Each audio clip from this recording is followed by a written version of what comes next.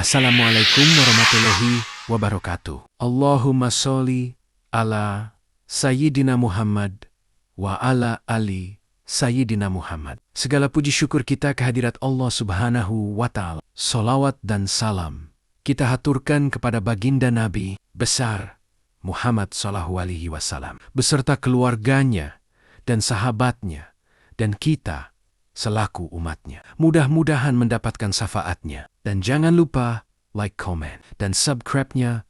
Mohon dukungannya agar kami lebih semangat untuk mengupload selalu dan mengembangkan kisah sejarah-sejarah di channel ini.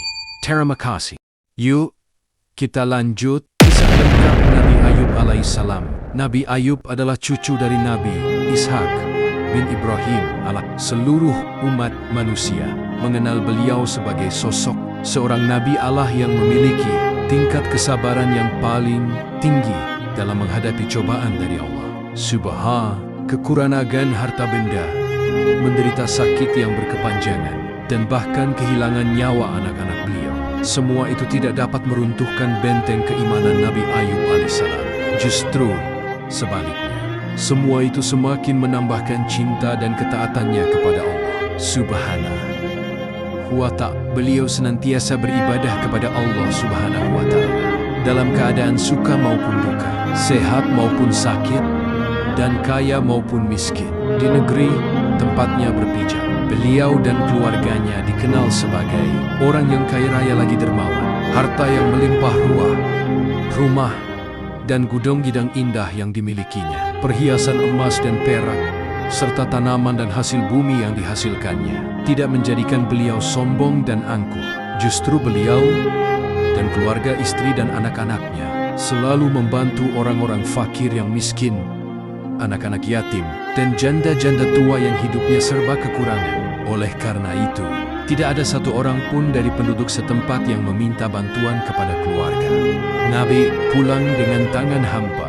Tidak heran apabila seluruh orang memuji atas kebaikan dan kedermawanan beliau. Sanjungan tersebut tidak hanya datang dari golongan manusia, bahkan para malaikat pun turut memuji amal saleh yang dilakukan oleh Nabi Ayub alaihissalam. Cobaan untuk Nabi Ayub. Nabi Ayub dikenal sebagai nabi yang sangat kuat keimanannya. Iblis merasa cemburu dan sakit hati mendengar pujian malaikat terhadap kekuatan iman Nabi Ayub.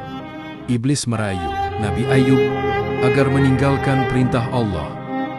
Namun, hal itu tidak berhasil. Iblis menemui Allah dan berkata, "Tuhan, Ayub itu sebenarnya tidak ikhlas sujud kepadamu. Dia hanya menginginkan nikmat kekayaan dan anak sebagai pewarisnya.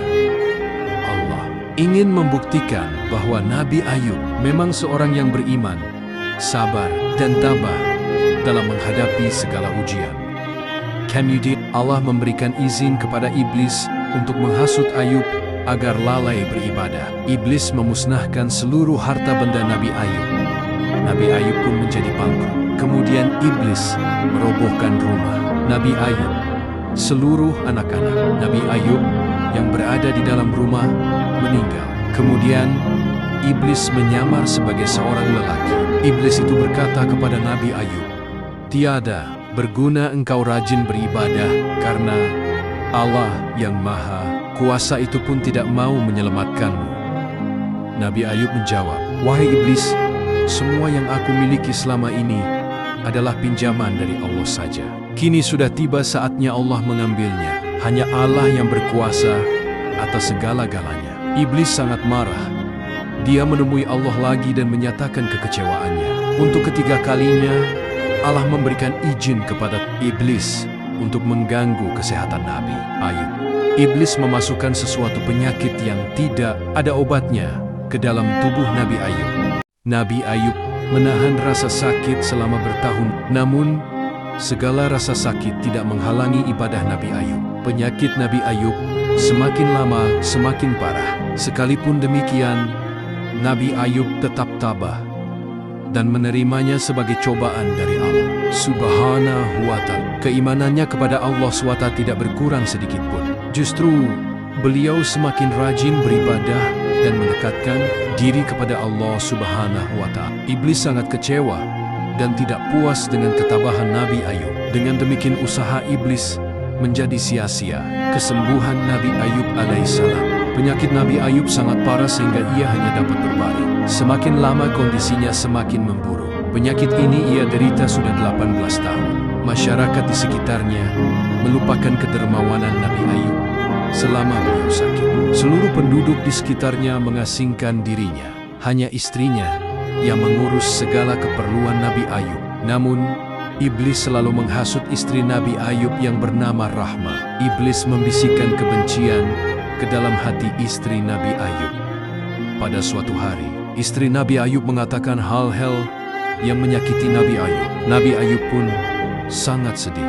Ia bersumpah apabila ia sembuh kelak, ia akan memukul istrinya sebanyak 100 kali. Pada saat kondisi Nabi Ayub semakin lemah, Allah menurunkan wahyu kepadanya. Hentakanlah kakimu sehingga muncul air yang sejuk untuk mandi dan minum.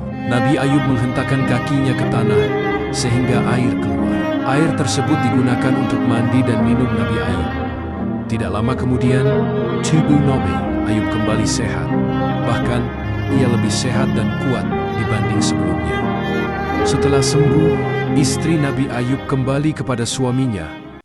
Nabi Ayub teringat dengan sumpahnya, namun ia tidak sampai hati memukul istrinya. Oleh karena itu, ia tidak dapat memenuhi sumpahnya. Setelah itu, turunlah perintah Allah agar Nabi Ayub melaksanakan sumpahnya. Ia diperintah memukul istrinya menggunakan 100 helai rumput yang diikat. Kisah Nabi Ayub ini telah diceritakan dalam Al-Quran Surat Syad ayat 41-44 yang artinya, dan ingatlah akan hamba kami Ayub ketika ia menyeru Tuhannya.